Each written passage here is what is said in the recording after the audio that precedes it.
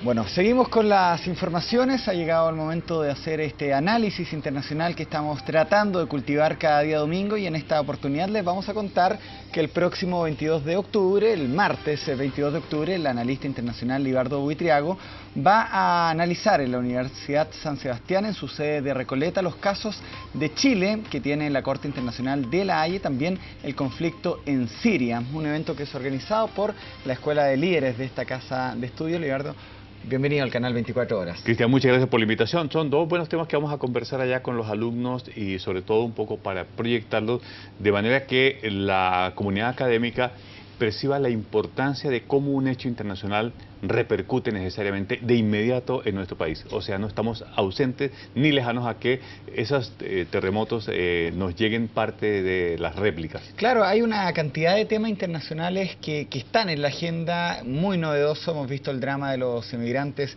en Lampedusa, que están cruzando del norte de África a Europa. El mismo caso de Angela Merkel, que ganó esta elección en Alemania, todavía no sabe con quién va a formar una coalición. Sí, vamos a estar hablando de eso, a ver si se repite lo del 2005 con el Partido Socialista, el caso de Francia, la crisis en España, en mismo Latinoamérica, Cristina Fernández, que está muy complicada con elecciones parlamentarias a portas, Ollanta con una popularidad muy baja, el cambio de coalición, de gobierno que hubo en Paraguay. ¿Por qué elegiste estos dos temas que son Siria y también estos conflictos que tiene diplomáticos nuestro país en La Haya? Cristian, en el caso de Siria es simplemente porque se cambia el mapa del Medio Oriente. Antes de la amenaza que lanzara el presidente Barack Obama de atacar ante la evidencia del uso de armas químicas y biológicas, el cuadro daba la siguiente sensación. Un Irán muy predominante después de la caída del régimen de Saddam Hussein, una Siria que comenzaba a debilitarse pero que estaba potente en el Medio Oriente, una primavera árabe que había causado, se había llevado a varios dirigentes, Gaddafi, Mubarak, Benazid en Túnez, entre otros, pero que trajo de vuelta nuevos líderes, pero de la vieja escuela, o sea, para largos periodos. En esa dirección, lo que ha ocurrido en Siria, donde su más cercana acción ha sido un nuevo ataque, revela lo siguiente, y es cómo actúa la diplomacia de Estados Unidos y cómo reacciona el Kremlin para poder encontrar un punto de acuerdo. La reacción del canciller Lavrov en el sentido de decir, ¿sabe qué? Aquí tenemos una ventana que puede ser el que Siria comience a entregar para destruir las armas de destrucción masiva, toma de sorpresa a Estados Unidos porque no se pensó que esa podía ser una solución. Algo que nació prácticamente en esta conferencia de prensa que da John Kerry y se abre a una solución a un conflicto que es lo que estamos viendo al día de hoy. De hecho, el Premio Nobel de la Paz es esta organización, la OPAC, que justamente trabaja en la destrucción de armas químicas, dándole la relevancia a este tema, que lo conocimos el 21 de agosto, nosotros acá, luego del ataque de los rebeldes en Damasco, pero que es un tema que viene mucho antes. Sí, el Bashar al-Assad ya junta entera desde el enero del 2011 la crisis que es parte de este levantamiento que existe en el mundo árabe para poner fin a regímenes tan autoritarios, sobre todo el de una dinastía como la que él precede, en donde su padre controló también el país. La diferencia entre su padre y él es que el padre mató 30.000 sirios y este caballero, Bashar al-Assad, ya lleva más de 120.000, lleva 4.500.000 personas que se han visto en la obligación de abandonar sus hogares, más de 2 millones de personas que han tenido que buscar refugio en Turquía, en Irak y en Jordania, vaciando el poder el país. Y por otro lado, el mundo como que quedó conforme en que, ¿sabe qué? Va a llegar la agencia para revisar qué ha pasado con las armas químicas y contribuir a la destrucción, y ahí termina el conflicto, cuando debe ser el punto de partida para instalar una mesa urgente de diálogo de manera de frenar esta odiosa guerra civil y pavorosa que por lo pronto arroja cifras bastante complejas. ¿Por qué era tan importante indicarlo y mencionarlo? Porque detrás de ello se abrió algo inesperado, y era que el nuevo liderazgo de Irán encontró una ventana porque estaba muy estrangulado, y dado que es un socio estratégico de Siria, la amenaza hacia la posibilidad de utilizar una acción bélica contra Siria, se entendió que en algún momento la línea roja también le podía ser aplicada a Irán. Tú estás hablando de Hassan Rouhani. Sí, Rouhani al llegar tiene una característica a diferencia de Ahmadinejad. Ahmadinejad es un laico. Rouhani es un líder religioso. Claro, de hecho está con esta vestimenta de los clérigos de Irán. ¿Es más extremo que Ahmadinejad? Menos extremo, Ya. con una condición más ligado al poder supremo y por lo tanto con mayores posibilidades, no fáciles, de que le vaya muy bien en esta apertura de un proceso de acercamiento con Estados Unidos. Libardo, para entender el conflicto en Siria hay que entender el origen. ¿Cuál es el origen del conflicto en Siria? ¿En qué momento comienza? Sabemos que es con la primavera árabe, que dio caer al gobierno de Túnez, al gobierno de Libia, al gobierno de Egipto, pero que en Siria no logran hacer caer a Bashar al-Assad. Bueno, lo siguiente, comienza en enero del 2011, técnicamente, y se levanta la gente, comienza a salir primero en Damasco, luego en distintas ciudades, pero Siria tiene uno de los regímenes y servicios de seguridad más impresionantes del Medio Oriente. Esos servicios de seguridad son los que hasta el momento han logrado soportar la presencia de Bashar al-Assad. De hecho, es una de las Fuerzas Armadas con mayor número de efectivos que tiene allí, con bastante vinculación. Se les ha imputado nexos con el movimiento de Hezbollah y, por supuesto, entrenamiento que también les ofrece Irán en su momento. Por eso, la construcción de grupos rebeldes no fue de un solo género, sino de diferente naturaleza, que también está con aspectos religiosos. Recordemos que Bashar al-Assad es alawita, una rama del chiismo, en una nación que es mayoritariamente sunita. ¿Vamos a eso? ¿Qué son los sunitas, qué son los chiitas y qué son los alawitas? Que es la rama del Islam que pertenece a Bashar al-Assad. En el Islam existen dos grandes vertientes. Una son los sunitas, que son los que siguen la línea tradicional, y los chiitas son los seguidores de Ali. Los de Ali perdieron en unas batallas que están narradas y que tienen en Narbala y en Irak, las sedes en donde Ali y Hussein murieron defendiendo el ascenso de la familia de Mahoma como los herederos, y como ellos los herederos en el mundo islámico. Como esa facción pierde, se separa y se arma lo que se va a denominar hacia adelante el chiismo. Y la línea alawita pertenece dentro de la línea chiita, es una rama muy pequeña. 10% tengo entendido que hay. Sí, en el Medio Oriente debe ser aproximadamente, la deben de profesar unos 20, 25 millones de personas en el Medio Oriente en un total. Solo en Siria no son más de 3 millones los seguidores del alawismo. Y ellos tienen unas ceremonias o creencias muy ligadas al cristianismo también. De hecho, dicen que es parte de los templarios que quedaron expulsados y se fueron a vivir a los cerros. Que tienen una mezcla en sus cultos que a veces los hacen acercar o pensar que tienen una cercanía con el cristianismo. No, pero son musulmanes. Pertenecen a la línea chiita, que es la que allí domina. Y por lo tanto, Cristian, en esta línea, todavía lo que no se ha logrado es que se convierta en una guerra religiosa. Es decir, Siria se ha salvado de que arda más, es porque no se transformó en una guerra del chiismo o el alawismo contra el sunismo. Hay una coalición, hay una alianza entre sunitas y chiitas para conservar el poder. Pero de la misma manera, los rebeldes, los que se oponen a Bashar al-Assad, es una configuración muy amplia de vistas ideológicas y religiosas que se oponen porque quieren tumbar solamente la dinastía de Bashar al-Assad. Y también ha llegado la red de Al-Qaeda y otras ramas como la yihad. Por lo tanto, el mundo se aterroriza mucho más de esta extraña coalición que se ha configurado para derrotar a Bashar al-Assad, que no es única, sino que tiene una diversidad de acción y que por lo tanto no ha logrado tener un mando único.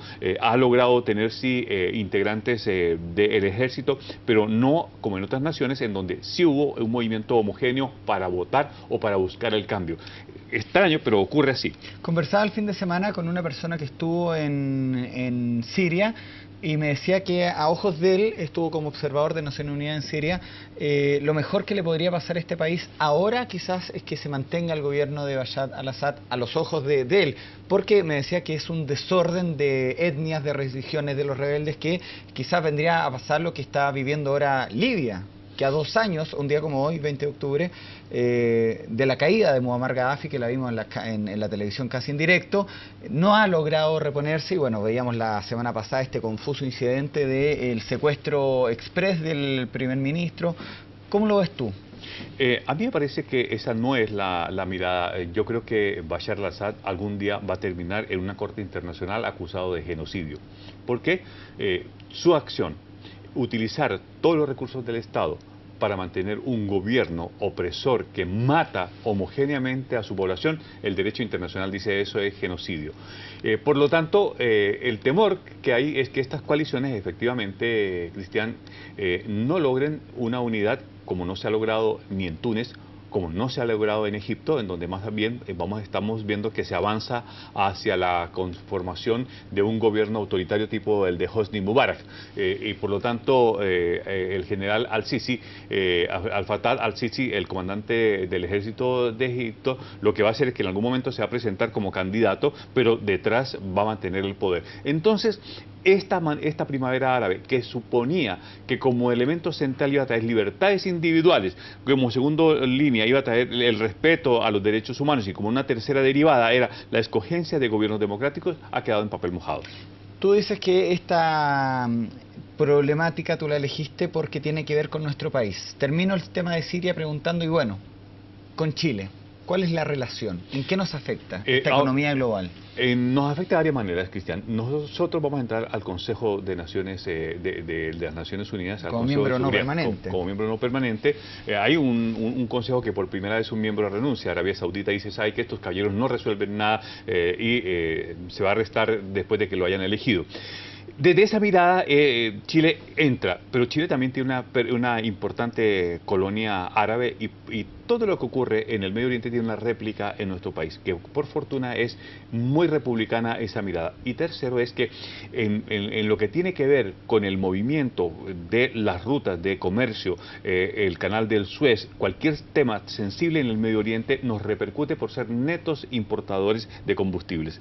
Por esas dos miradas nosotros debemos estar muy atentos con lo que ocurre, no solamente con las rutas de comercio, sino con el precio del crudo de petróleo, porque inmediatamente nos repercute diariamente, que tiene que ver con el valor de las bencinas. Y porque además, con este acceso al Consejo de Seguridad, Chile tiene que estar, como en otras oportunidades, muy atento, muy en su radar, muy abierto respecto a cuál va a ser el rol que va a jugar en conflictos como el Medio Oriente. ¿Cuál va a ser la actitud que va a tener, por ejemplo, en el conflicto israelí-palestino, en el conflicto de Siria? ¿Qué es lo que va a llegar a pedir allí? El presidente Piñera, por lo pronto, ha dicho la necesidad de reformar la ONU, integrar nuevos elementos.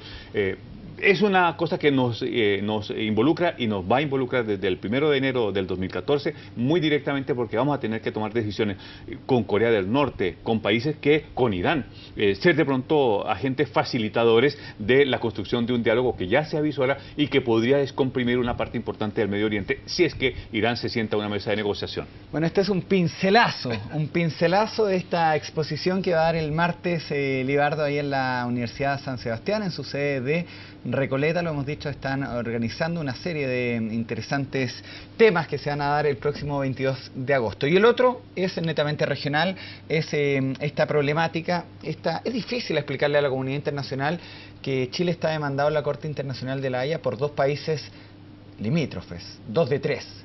Y más difícil cuando el tercero, el que nos falta, dice, sí, sabe, yo vendí el gas a ustedes muy baratos. Aunque esa frase de doña Cristina Fernández de Kirchner, viuda de Kirchner, no haya sido tan entonada, sí es útil que Chile recuerde lo siguiente, que cuando ella fue senadora nacional y se estaba avanzando entre el presidente Frei y el presidente Menem en saldar los 23 puntos pendientes que tenía Chile y Argentina en la relación bilateral, ella fue una feroz opositora de esos acuerdos. De eso se avanzó muchísimo y solamente queda por demarcar, que no es lo mismo que delimitar, el Fitzroy con el Murallón, con lo cual se define una parte de Campos del Hielo Norte, que es lo que nos hace falta por demarcar. Demarcar es trazar una línea con el compromiso histórico firmado en un tratado en el cual ni Chile aspira al Atlántico, ni Argentina llega al Pacífico. Pero hay estudiosos que dicen que con el tema del calentamiento global es probable que Argentina se acerque demasiado al Océano Pacífico. Eso por una parte. Por la otra, estamos demandados y esperando que la Corte entregue el fallo. Y Cristian, sobre eso mencionar lo siguiente: no es cierto, y categóricamente lo digo, no es cierto que la Corte Internacional de Justicia de la Haya haya mencionado la fecha de enero del 2014 como el mes en donde va a entregar el fallo. Ese no es el mecanismo que ellos lo utilizan, ni ellos están mirando el proceso de elección en Chile, ni ellos están diciendo es que de pronto si damos el fallo puede alterar. No, eso no está en consideración, porque si así lo hiciera, estaría en una consideración de orden político y la Corte no está para eso. Simplemente, lisa y llanamente, no hay fallo. Lo cual tampoco es bueno. O puede ser bueno. Porque si no hay fallo, lo que quiere decir es lo siguiente, Cristian: que puede a lo menos haber 3 grandes grupos de los 15. El último fallo que se ha emitido fue el de Colombia-Nicaragua, 15-0, ¿no? A favor de Nicaragua. Si con pasado el tiempo entre la exposición oral, que para mi gusto es el 60% de lo que va a fallar la Corte Internacional de Justicia, puede haber 3 líneas de acción, de fallo. Una, statu quo. Que dice, ¿sabe qué? Revisado escuchado los alegatos de los abogados, tanto de la parte demandante, Perú, tanto de la parte defendida, Chile, statu quo. Es decir, sí hay tratados. Porque lo que plantea Perú es que son 3 demandas en una sola. Dice, primero, no hay límites marítimos. Segundo, que el punto del origen del límite es discutible. Y tercero, ellos están pidiendo un triángulo exterior, cosa que inédita en el derecho internacional, porque todavía la Corte no puede legislar sobre alta mar. En esa dirección, los magistrados se reúnen, van cada uno elaborando un fallo, va argumentando su voto y lo argumenta de manera documentada. Hay un relator que va recogiendo fallo a fallo. Y yo tengo la impresión que está muy apretado hacia dónde va el fallo. Es decir, de la misma manera en que puede ser statu quo, puede ser que haya un número importante que diga, quizás Perú tiene la razón. Pero que también a su vez haya un tercer grupo que diga, mire, ni tanto tiene la razón Chile, ni tanto tiene la razón Perú, pero, y la Corte ahí entra a hacer alguna interpretación. Como eso no ha pasado, hasta que no se llegue y el relator no tenga el voto mayoritario, no le puede decir al presidente, para que el presidente de la Corte cite a los representantes de los 2 países, en este caso a los agentes, el embajador von Claveren y Alan Wagner por el Perú, de manera de decirles que, señores, el día X, son 15 días de por medio que se van a anticipar, el día tal se va a dar a conocer el fallo definitivo. Por lo tanto, lo que tenemos el día de hoy es no tenemos fallo. Tú me dices algo que me llama la atención. La Corte no puede fallar en derechos de alta mar. ¿Cómo es eso? Perú alega un triángulo exterior que está en alta mar, más allá de las 200. Pero esas son aguas internacionales. Pero la Convención del Mar llega hasta las 200 millas. Solamente 200 millas. Claro, y Perú no se ha suscrito a las 200 millas. Por eso una de las cosas que los abogados chilenos colocaron bastante acento es que llama la atención que se presente un reclamo precisamente sobre algo en donde no cree o no quiere participar. Sería raro que fallara. Sobre eso entonces precisar que habrá que esperar. Puede ser en noviembre el fallo, hay tiempo para que sea en noviembre, puede ser en diciembre, puede ser en enero, pero si no se destraba estos 3 elementos que están ocurriendo, que están sucediendo en estos momentos al interior de la Corte, habrá que esperar el tiempo que se tomen ellos. Cuando salga el fallo, la Corte va a avisar, y no es que el fallo sea este lunes, ellos avisan y se da como una semana para que vayan los agentes. A lo menos, ¿no? Todos vamos a saber con tiempo que tal día, a tal hora sea el fallo.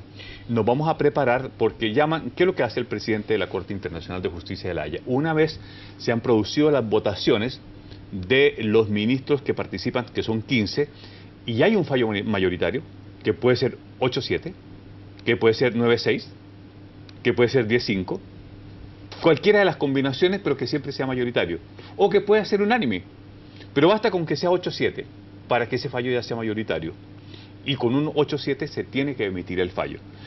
Se vota el plenario y dice, con este fallo, que es 8-7, la Corte decide, y ahí comunicará lo que decida. Cuando el presidente sepa que ya hay un 8 votos, a lo menos en alguna de las 3 direcciones que hemos mencionado, convoca al plenario de la Corte, se hace la última votación y se ratifica el 8-7, por decirlo así, o el 9-6, o el 10-5, o el fallo 15, el que sea. Una vez se ha aprobado el fallo por los magistrados y se ha firmado por cada uno de ellos que así es, y queda el acta de lo que así es, y se cierra todo el proceso administrativo que hay detrás, inmediatamente llama a los 2 agentes. Los llama por separado, en el mismo día, por minutos de separación. Y le dice, señores, para tal fecha queda convocada su delegación de manera de que venga a escuchar el fallo de la Corte. Eso le dirán al representante del Perú, se lo dirán al representante de Chile, y por lo tanto viene la fecha esperada en donde los medios de comunicación mundiales van a estar muy atentos a eso. A Holanda. Claro, ahora, palabras como esta, como las que pronuncia el presidente Ollanta Humala, y vamos a solicitar la implementación inmediata del fallo, no hay que entenderla de ninguna naturaleza, no se filtra ninguna información, no, los magistrados no le están diciendo a los peruanos, ¿sabe qué? Vamos ganando 8-7, no, eso no ocurre. Son síntomas que tiene el presidente Ollanta Humala en el sentido de creer que él puede ganar el fallo y que simplemente le está diciendo a Chile, aplíquelo de manera inmediata. Sí, pero eso puede ser también por los antecedentes que se tuvo con el fallo que dio la Corte Internacional de La Haya entre Colombia y Nicaragua. Puede ser el temor del gobierno del Perú que pase lo que está pasando en estos momentos, que ellos dicen que el fallo es inaplicable. Y en el caso de Chile, si fuera por el statu quo, no hay que hacer absolutamente nada. Entonces uno no se puede, el gobierno chileno lo ha hecho muy bien en el sentido de no pedir absolutamente nada. Porque ¿qué ocurre si el fallo fuera statu quo? Cuando el Perú se ha comprometido, al igual que Chile, de respetar el fallo, y en eso los presidentes han dado 3 declaraciones en la dirección de que se va a acatar y se va a respetar el fallo. Yo creo que el buen ejercicio que hemos hecho esta noche y que tú has hecho en anteriores programas, Cristian, ha sido muy respetuoso en el siguiente sentido. No se puede especular. Cualquier cosa y que algún dirigente o de Chile o de Perú diga, mire, ¿sabe qué? Nos van a dar la razón, es una mera especulación. Y en el derecho no se puede especular por lo sencillo que estamos mencionando. No hay fallo. Sobre lo mismo, hablando de derecho, si tuviéramos que decir las grandes diferencias que hay entre estos 2 fallos, o estos 2, no son fallos todavía, estas 2 demandas o estas 2 solicitudes que ha hecho Perú y que ha hecho Bolivia ante la Haya de Chile. Una es un fallo que se aplica o sea, es una petición que se aplica sobre un tratado. En cambio, Bolivia está pidiendo una revisión sobre derechos expectaticios. ¿Cómo podríamos definir las diferencias entre lo que pide Perú y lo que pide Bolivia? Bueno, que no Perú, es lo mismo. No es lo mismo. Perú lo que ha demandado es que la inexistencia del límite marítimo no le da al de 1952, al acta de 1952, no le da el carácter de tratado, dice que eso es un acuerdo pesquero. Y Bolivia está haciendo 2 cosas. Primero, le dice a la Corte, señores de la Corte, nosotros como gobierno de Bolivia pedimos que usted obligue a Chile a negociar. Por las expectativas que ha hecho Chile durante el tiempo, el gobierno de Gabriel González Videla, los 13 puntos de Michelle Bachelet, el abrazo de Charaña de Pinochet, que ellos dicen que Chile ha estado negociando, dando vuelta a la pelota, pero que nunca ha llegado a algo concreto. Eso es. El derecho expectaticio no existe como denominación del derecho. No dice, existe el derecho romano, existe el derecho civil, existe el derecho internacional, el derecho consuetudinario, que son las vertientes. Pero esta frase del derecho expectaticio, de expectativas que Bolivia se ha hecho, obedecen a un proceso que con otras naciones se ha llevado adelante y que Chile lo que ha buscado en el tiempo es que el Tratado de Paz y Amistad de 1904 es el que es. Y por lo tanto, cualquier solución que se busque o que se llegue, tiene que revocar y cambiar y modificar el Tratado de 1904. Entonces no puede la Corte decir, ¿sabe qué? Yo establezco, emito un fallo y digo que Chile tiene que sentarse a negociar, porque eso no ha pasado antes. Ellos sí pueden intervenir en donde hay un litigio fronterizo, o en donde hay una situación que se reclame, pero no donde ya está resuelto y zanjado por un tratado tan claramente aceptado como es el Tratado de 1904. Entonces, la estrategia de Bolivia es simplemente, y ya hemos visto cómo avanza, en el sentido de decirle a la comunidad latinoamericana, nosotros no hemos crecido, no hemos sido una nación desarrollada simplemente porque no hemos tenido salida al mar. Y lo último que ha pasado y que no deja de preocuparnos es que el presidente Rafael Correa, Ecuador ha sido un aliado histórico de más de 200 años con Chile, y el presidente Correa cambia y modifica esa conducta de aliado estratégico natural entre Chile y Ecuador, y pide, dice Bolivia nació con mar y lo perdió a la fuerza. Esa frase tan dura no lo había dicho nunca un presidente ecuatoriano. Entonces la pregunta que uno se tiene que hacer aquí es, ¿por qué Correa lo hace? ¿Para congraciarse con Evo Morales? ¿O para establecer un punto de malestar con Chile? ¿O fue que nosotros dejamos de hacer la pega respecto a cómo llevar adelante la relación internacional con Ecuador?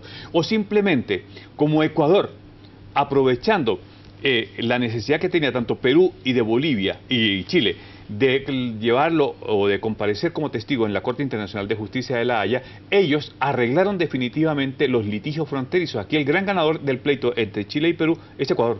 Sin duda. Porque Ecuador selló sus líneas fronterizas, las blindó con nuevos instrumentos jurídicos. Aprovecharon la pasada. Aprovecharon la pasada. Y eso está bien. Libardo, ¿tú crees que este fallo, sea cual sea, en especial el de Perú, pueda afectar a la gran cantidad de peruanos que están residiendo en Chile?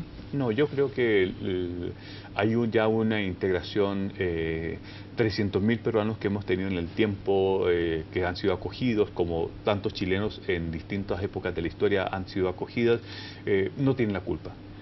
No es la culpa, y creo que ellos, y al igual que Chile, esperarán una conducta que nos portemos muy bien todos, porque esta situación Chile la dejó avanzar desde 1985, cuando el embajador Bácula se inventó esta curiosa fórmula de la inexistencia de límites marítimos. Y yo hice una frase en Twitter que decía que la inexistencia de un conflicto bélico entre Perú y Chile ratificaba la existencia de un tratado limítrofe. Perfecto. Te lo pregunto el tema de los peruanos porque hemos visto también desde hace algunos días un sentimiento anti-extranjeros, en especial radicado durante la última jornada en la ciudad de Antofagasta. ¿Cómo has visto tú esto también como extranjero residente más de 2 décadas acá en nuestro país?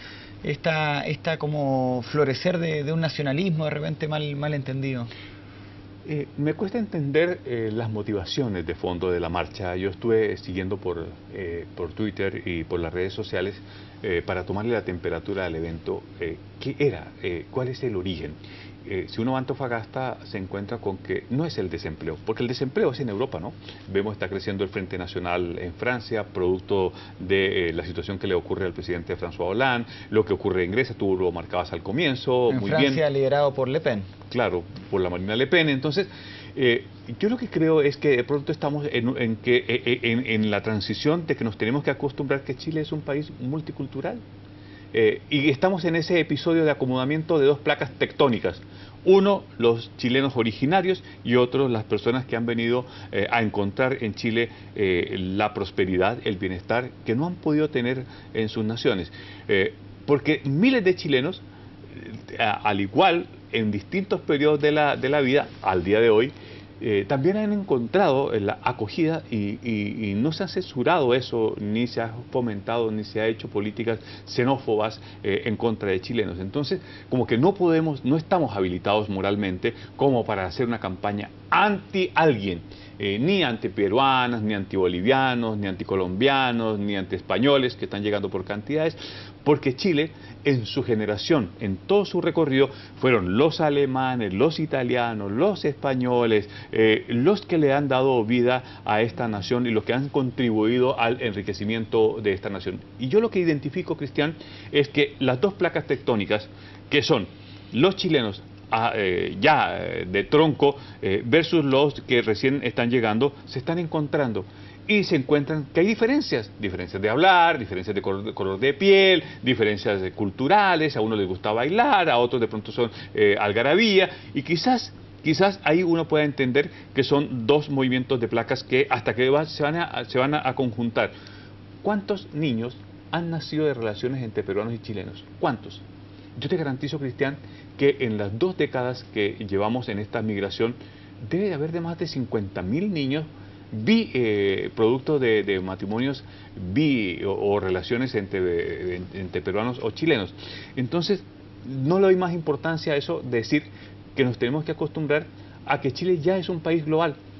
Cuando Chile decidió que se abría a los mercados, también tenía que entender que esa prosperidad económica en algún momento iba a significar que gente viniera en la búsqueda de esa prosperidad. Los países que más tienen migración no es Chile, en América Latina es México, el país que tiene la mayor migración, luego está Argentina, que es la segunda nación en donde llegan más migrantes, y luego estaría Chile en los tiempos presentes. Hay otras naciones que ya inclusive podríamos colocar a Brasil por sobre Chile como punto de atracción. Pero sí una cosa, yo no lo había notado en persona, y últimamente en persona lo he comenzado a notar. Gente que... Yo 28 años viviendo en Chile, y por primera vez encontré a alguien que de pronto me dijo, usted es extranjero. Nunca me ha pasado, pero me pasó. Entonces ya no es la gente, esto no es gente marginal, ni de bajo, no.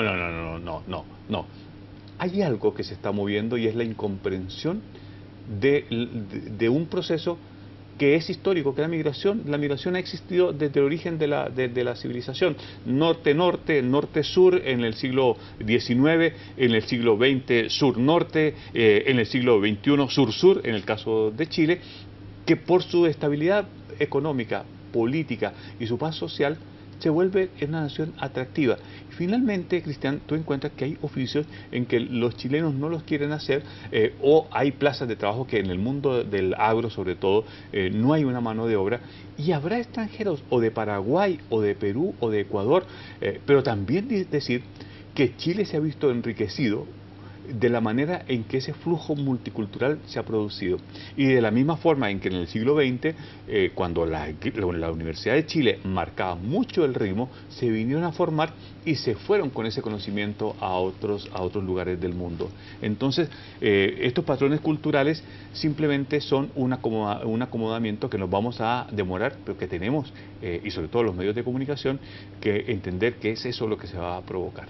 Perfecto. Te quiero dar las gracias, pero me quedé con una pregunta en el tintero que la hace a través de Twitter Ana María Lascano. Fíjate que pregunta, ¿cuáles son las similitudes entre las posiciones de Chile y Colombia ante las demandas de Perú y Nicaragua? O sea, si tuviéramos que poner las dos demandas que hubo en perspectiva, Chile podría ser la posición colombiana, Perú la de Nicaragua. ¿Se pueden comparar? ¿Hay similitudes? ¿Hay diferencias? No hay ninguna. Y Colombia y Chile no estuvo tan mal defendida como Colombia.